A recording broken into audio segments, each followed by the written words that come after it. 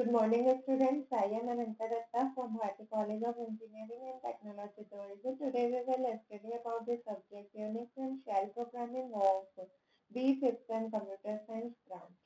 Last class में हम पढ़ रहे थे यूनिट 4 के बारे में हम डिस्कस कर रहे थे interactive Korn shell and programming chapter का नाम था आपका जिसमें कि हमने लास्ट क्लास में expressions and decision making statements के बारे में डिस्कस किया था।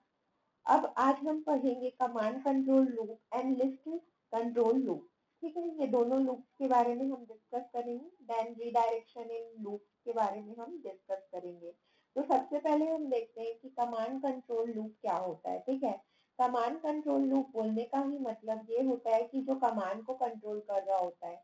जब भी एक लूप एग्जीक्यूट करता है या एक कमांड एग्जीक्यूट करता है तो उस को कंट्रोल करने के लिए हम वहाँ पे कुछ ऑपरेशन परफॉर्म करते हैं और उसे हम बोलते हैं कमांड कंट्रोल लूप। ठीक है, तो कॉर्न शेल में दो टाइप्स के लूप होते हैं, व्हाइल लूप और अनटिल लूप। ठीक है, व्हाइल लूप और अनटिल लूप दो टाइप्स के लूप्स होते हैं जिसे कि हम कमांड कंट्रोल लूप बोलते हैं। ठीक है, कि लूप की जो बॉडी है वो एग्जीक्यूट होगी या नहीं होगी ये हम कमांड के एग्जीक्यूशन में डिपेंड करता है। ठीक है, दो कमांड रहते हैं हमारे कॉर्न शेल में, while loop and until loop. While loop को पहले यदि हम देखें तो व्हाइल लूप जो है हमारा ये बेसिक कमांड कंट्रोल लूप है जिसमें कि हम व्हाइल से बिगिन करते हैं किसी भी लूप को और जब तक कि उसका जो एग्जिट स्टेटस ट्रू नहीं होता तब तक के वो लूप वहाँ पे वर्क करता है और जब भी लूप का स्टेटस नॉन जीरो हो जाता है लूप टर्मिनेट कर देता है। जैसे कि आप यहाँ पे देखिए command execution, command exit status true है यदि तो वो एक्शन परफॉर्म करेगा, बार बार एक्शन परफॉर्म करेगा, लूप वही कंट्रोल करेगा। और जैसे ही कमांड का जो स्टेटस है वो फॉल्स हो जाता है वो क्या करेगा, लूप से बाहर चले जाएगा। ठीक है, और हम इसमें जब कमांड लिखते हैं सिंटैक्स तो व्हाइल में हम क्या लिखते हैं, डू और डन लिखते हैं। ठीक है, डू और डन, डू में हमारे एक्शन परफॉर्म होते हैं और जैसे ही हमारे एक्शन परफॉर्म हो जाते हैं तो हम डन करके लूप को क्लोज कर देते हैं। ठीक है, अब आप एक प्रोग्राम देखिए। ठीक है, इस प्रोग्राम में क्या है कि ये क्या कर रहा है कि कीबोर्ड से लाइन रीड करेगा। ठीक है, और नंबर ऐड करके उसे आइटरेट करेगा व्हाइल लूप को लेके। तो यहाँ पे आप देखिए क्या हो रहा है, डू में sum equal to sum plus data. ठीक है, डेटा ऐड कर रहे हैं सम में। ठीक है, अब यहाँ पे देखिए जैसे कि क्या है, यहाँ पे हम क्या कर रहे हैं, utility add number entered from the keyboard, keyboard से जो भी नंबर एंटर्ड हो रहे हैं हम उसे ऐड करा रहे हैं। ठीक है, तो अब आप यहाँ पे देखिए यहाँ पे क्या हो रहा है, यहाँ पे यदि हम की इस तरीके से यदि हम की डालें तो ये हमको टोटल सीन करेगा। ठीक है, हमने एक नंबर डाला 2, देन हमने एक नंबर डाला 4, देन हमने एक नंबर डाला 6। ठीक है, अब हमने क्या किया, सब स्क्रिप्ट ऑफ डी हमने जब लिखा तो ये हमको पूरे का सम बता देगा। पूरे का सम होगा 6 प्लस 4 प्लस 2 इक्वल टू 12। तो ये हमें क्या कर रहा है कि कीबोर्ड से हम जितने भी नंबर्स डाल रहे हैं वो नंबर्स को ले रहा है और जब भी हमने उसे ऐड कराना चाहा तो हमें सम मिल गया। ठीक है, तो ये क्या कर रहा है कि कीबोर्ड से लाइंस को रीड कर रहा है और उसके बाद वो क्या कर रहा है, उसे वो ऐड करा रहा है नंबर्स को, व्हाइल लूप को यूज करके जितने भी नंबर्स हैं वो सबको ऐड करा रहा है। अब आएगा अनटिल लूप, व्हाइल लूप हो गया, अब अनटिल लूप की हम बात करते हैं।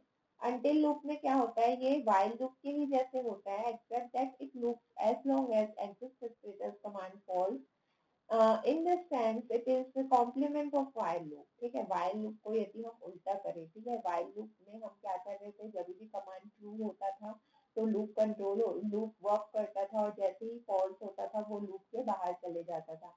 जस्ट इसका अपोजिट, जब भी फॉल्स होगा कमांड का एग्जिट स्टेटस तो वो क्या करेगा, लूप परफॉर्म करेगा और जैसे ही ट्रू हो जाता है तो वो क्या करेगा, एग्जिट स्टेटस से बाहर चले जाएगा। ठीक है, तो ये आपका यहाँ पे वर्क है लूप का, ये आपका डिजाइन है और इससे हम अनटिल कमांड डू और डन से हम वर्क कर रहे हैं। ठीक है, यहाँ पे आप देखिए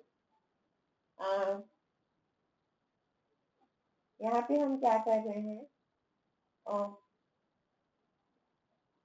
एक्सप्रेशन a प्लस 1। ठीक है, a इक्वल टू 0 है, हम a में क्या कर रहे हैं, प्लस 1 कर दे रहे हैं। ठीक है, और यहाँ पे हम क्या कर रहे हैं, वैल्यूज को हम यहाँ पे प्रिंट करा रहे हैं। ठीक है, तो ये आपके यहाँ पे वैल्यूज प्रिंट हो गए, कब तक के होगा, 10 तक के होगा। ए जो है वो अपने आप 0 है, ए जो है अपने आप +1 होते जाएगा और कब तक के होगा, जब तक कि वो 10 नहीं हो जाता। ठीक है, जैसे ही जो ए है वो ग्रेटर देन 10 हो जाएगा तो हमारा लूप फॉल्स हो जाएगा। अंटिल मीन्स जब तक कि वो ग्रेटर देन 10 ना हो जाए तब तक के लूप चलेगा, जैसे ही 10 से ग्रेटर हुआ तो लूप आपका स्टॉप हो जाएगा। तो ये आपका था कमांड कंट्रोल लूप। अब हम नेक्स्ट बात करेंगे list control loop. List control loop में आता है फॉर इन लूप आता है। फॉर लूप में हम क्या करते हैं कि ये हमारा लिस्ट को कंट्रोल करता है। Number of elements in the list control the number of iteration. If the control list contains 5 elements the body of the loop execute 5 times. ठीक है, यदि वो 5 एलिमेंट्स है लिस्ट में तो वो जो लूप का वो एग्जीक्यूट होगा 5 times. If the control list continue 10 elements, then the loop executed 10 times. ठीक है, फॉर इन लूप बोलने का मतलब क्या होता है कि हमारे जितने भी एलिमेंट्स होंगे, हमारी जो लूप है उतने ही टाइम एग्जीक्यूट होगा। यदि 5 एलिमेंट्स है तो 5 टाइम, 10 एलिमेंट्स है तो 10 टाइम। ठीक है, अब आप देखिए मोर आइटम्स इन द लिस्ट। ठीक है, जितने भी लिस्ट में आइटम्स है, एक्शंस हो रहे हैं और वो जितने भी बार ट्रू है तो हमारा एक्शन परफॉर्म हो रहा है और फॉल्स है तो वो उससे बाहर जा रहा है। ठीक है, यहाँ पे देखिए हमारे पास एक स्क्रिप्ट है जिसमें कि हम हेलो वर्ड को 5 टाइम्स प्रिंट कर रहे हैं फॉर लूप का यूज करके। ठीक है, तो यहाँ पे देखिए for I equal I in 1 2 3 4 5 do print $i hello. ठीक है, तो उसने 5 टाइम्स क्या किया, हेलो को प्रिंट कर दिया। देन हमारा आता है next select loop. Select loop क्या करता है हमारा, मेनली सिलेक्ट लूप भी ये हमारा लिस्ट कंट्रोल लूप है, जिसमें कि सिलेक्ट लूप हमारे मेन्यू को डिजाइन करने के लिए या मेन्यू को क्रिएट करने के लिए डिजाइन किया गया है।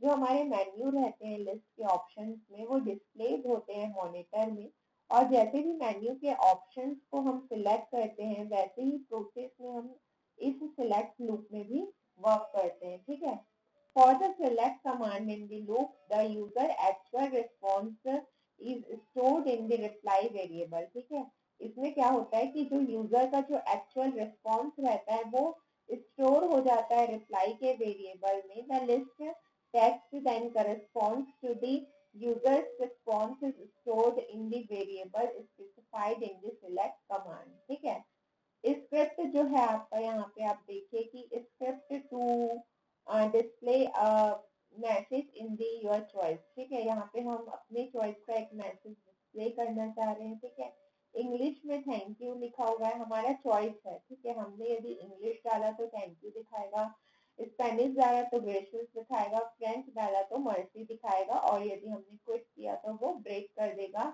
और यदि हमने अदर देन हिंदी डाल दिया या संस्कृत डाल दिया या इटालियन डाल दिया तो वो उसमें क्या देगा कि invalid choice please try again. ठीक है, तो ये आपका वो यहाँ पे शो कर देगा। जैसे कि हमने इंग्लिश डाला, ठीक है, हमारे पास ऑप्शन है first second third and fourth, हमने डाला थर्ड तो उसने हमें मर्सी दिखा दिया। ठीक है, तो ये होता है सिलेक्ट कमांड। जैसे कि हम जो स्विच केस यूज करते थे ना, जिसमें हमारे पास केसेस रहते थे 1 2 3 4 केस रहते थे सी में, हम उसमें क्या करते थे कि हमें जो भी केस पसंद आता था हम उस केस में वर्क कर लेते थे। सेम एज यहाँ पे भी है आपका, जैसे ही आप 4 करेंगे तो ये आपका क्विट हो जाएगा, और अदर देन 1 2 3 4 डालेंगे तो आपको देगा कि invalid choice please try again. ठीक है, देन अब हम देखते हैं कि हम रीडायरेक्शन में कैसे वर्क करते हैं। ठीक है, यूनिक्स में रीडायरेक्शन मैंने आपको पहले भी पढ़ाया है कि हमारे पास कौन कौन से रीडायरेक्शन होते हैं।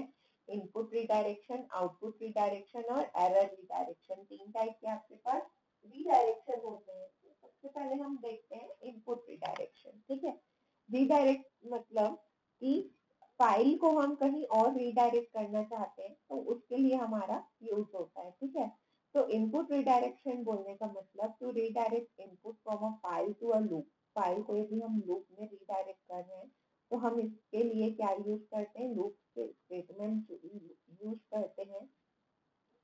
only while and until loop supported in input redirection. Input redirection में हम सिर्फ और सिर्फ while और until लूप को यूज करके क्या कर सकते हैं, फाइल को रीडायरेक्ट कर सकते हैं। ठीक है, जैसे कि हम यहाँ पे फाइल को रीडायरेक्ट कर रहे हैं। देखिए कि हम क्या कर रहे हैं कि एक फाइल को रीड करा रहे हैं। ठीक है, फाइल को हम रीड करा रहे हैं। तो यहाँ पे देखिए कि हमने प्रिंट किया लाइन और डन किया फाइल 1। तो फाइल 1 से जो भी लाइन है वो हमारी रीड हो जाएगी। जैसे फाइल 1 में ये लाइन था तो वो लाइन यहाँ पे प्रिंट हो गया। ठीक है, अब हम आउटपुट डायरेक्शन की बात करें तो आउटपुट डायरेक्शन में हम व्हाइल, अनटिल और फॉर लूप का यूज कर सकते हैं। ठीक है, इनपुट रिडायरेक्शन में हम सिर्फ और सिर्फ व्हाइल और अनटिल का यूज कर सकते थे, बट आउटपुट रिडायरेक्शन में हमारे पास 3 लूप्स रहते हैं, व्हाइल, अनटिल और फॉर लूप। ठीक है, तो व्हाइल, अनटिल और फॉर लूप का यूज कर सकते हैं हम। व्हाइल, अनटिल और फॉर लूप का यूज करके हम क्या कर सकते हैं, यहाँ पे हम रीडायरेक्शन कर सकते हैं। देखिए जैसे कि हमने फाइल को रीडायरेक्ट किया तो हमारा यहाँ पे क्या हुआ कि फाइल यहाँ पे रीडायरेक्ट हो गया और फाइल 1, फाइल 2 जो है वो हमारा यहाँ पे रीडायरेक्ट हो गया। ठीक है, देन इसके बाद से जो हमारा थर्ड है वो हमारा है लूप पाइपिंग। लूप पाइपिंग में क्या होता है, लूप पाइपिंग बोलने का मतलब होता है कि loop input and output can also be pipe. ठीक है, जो हमारे इनपुट और आउटपुट के जो लूप्स रहते हैं वो हमारे पाइप हो सकते हैं। To pipe in input in a to a loop, we place the pipe before the loop statement. loop statement के पहले हम पाइप डालते हैं जिससे हमारा क्या होता है कि हम क्या कर सकते हैं, पाइप स्टेटमेंट को लूप कर सकते हैं। ठीक है, पाइप स्टेटमेंट को आप लूप कर सकते हैं। ठीक है, इसमें आप इनपुट और आउटपुट पाइपिंग दोनों पाइपिंग कर सकते हैं। ठीक है, यदि आपको इनपुट पाइपिंग करना है तो आप वो भी कर सकते हैं। ठीक है, इनपुट पाइपिंग में if file name are stored in a file we can catch the file and pipe it to a loop। ठीक है, हम फाइल को बुला सकते हैं और फाइल को लूप के साथ हम पाइप कर सकते हैं। वैसे ही हमारा आउटपुट पाइपिंग में भी होता है। Output to pipe the output from a loop to other statement we put the pipe command at the end of the loop. ठीक है, जब हमें पाइप कमांड आउटपुट में यूज करना है तो हम पाइप कमांड को लूप के एंड में यूज कर सकते हैं। ठीक है, इसके बाद हमारा नेक्स्ट आता है break and continue statement. Break statement का मतलब क्या होता है कि जब हमें कहीं किसी लूप को हमें बीच में ब्रेक करना रहता है तब हम उसे ब्रेक करते हैं। और कंटिन्यू क्या होता है कि यदि हमारे में कोई एरर आता है तो हम उस एरर को इग्नोर करके उसके बाद का जो भी हमारा कमांड लिखा रहे वो हमारा वहाँ पे कंटिन्यू हो जाए। ठीक है, तो जब भी हमें लूप को एग्जिट करना रहता है इमीडिएटली कि जैसे मान लीजिए एरर आ गया तो हमें लूप को एग्जिट करना है तो उसके लिए हम ब्रेक यूज करते हैं। और कंटिन्यू हम कब यूज करते हैं, जब भी हमारा यदि कोई एरर आए तो एरर के बाद कुछ और फंक्शन जो है वो कंटिन्यू हो जाए, इसलिए हम कंटिन्यू कमांड का यूज करते हैं। तो ये हमारा हो गया ब्रेक और कंटिन्यू स्टेटमेंट। देन अब हम ये हमारा हो गया ब्रेक और कंटिन्यू स्टेटमेंट। इसके बाद हमारे पास कुछ पैरामीटर्स है, स्पेशल पैरामीटर्स जो कि हमारे कॉर्न शेल में यूज होते हैं। ठीक है, तो हमारे पास कुछ स्पेशल पैरामीटर्स है जैसे कि हम नंबर्स लेते हैं 1 से 9 और हम इसे क्या कर सकते हैं, कॉर्न शेल में यूज कर सकते हैं। देखिए जैसे आपके पास $0 है, $# है और 1 से 9 है। ठीक है, तो डॉलर जो 0 रहता है वो स्क्रिप्ट के नेम के लिए यूज होता है और जो $# है वो आपका नंबर ऑफ आर्ग्यूमेंट्स के लिए यूज होता है। ठीक है, जितने भी आपके नंबर ऑफ आर्ग्यूमेंट्स है उसके लिए क्या होता है, $# आपका यूज होता है। ठीक है, और जितने भी पैरामीटर्स है विदाउट क्वोट्स के यूज होते हैं। ठीक है, उसके लिए हम क्या करते हैं, $* और $@ का यूज करते हैं। और यदि हमारे पास पैरामीटर विद क्वोट्स हम यूज करना चाहे तो हम उसे भी यूज कर सकते हैं। ठीक है, तो हम ये दोनों तीनों यूज करके हम यहाँ पे स्पेशल पैरामीटर्स का यूज कर सकते हैं। तो ये हमारा था कि हम कैसे हमारे जो लूप्स है हम उसे कंट्रोल कर सकते हैं, लिस्टिंग कर सकते हैं, command control loop, break continue हमने देखा। इसके बाद हमारे पास जो कुछ स्पेशल पैरामीटर्स थे, ठीक है, जैसे कि हमारे पास नंबर ऑफ आर्ग्यूमेंट्स है, तो ये स्पेशल पैरामीटर्स है जो कि जो भी हम स्क्रिप्ट में जितने भी आर्ग्यूमेंट पास करते हैं वो सबके नंबर्स को वो होल्ड करके रखता है, ठीक है। उसके बाद ऑल पैरामीटर्स रहते हैं। ऑल पैरामीटर्स में क्या होते हैं कि two special parameters combine the 9 positional parameters into a string.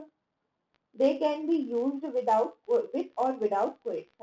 हम इसे क्वेट्स के साथ भी यूज कर सकते हैं और विदाउट क्वेट्स भी हम इसे यूज कर सकते हैं, ठीक है। तो ये हमारे होते हैं स्पेशल पैरामीटर्स। तो यहाँ पे आपका फोर्थ यूनिट खत्म होता है। नेक्स्ट क्लास में हम यूनिट 5 जो कि आपका लास्ट यूनिट है इंटरएक्टिव सी शेल, और सी शेल में प्रोग्रामिंग और फाइल मैनेजमेंट, उसके बारे में हम डिस्कस करेंगे। Thank you.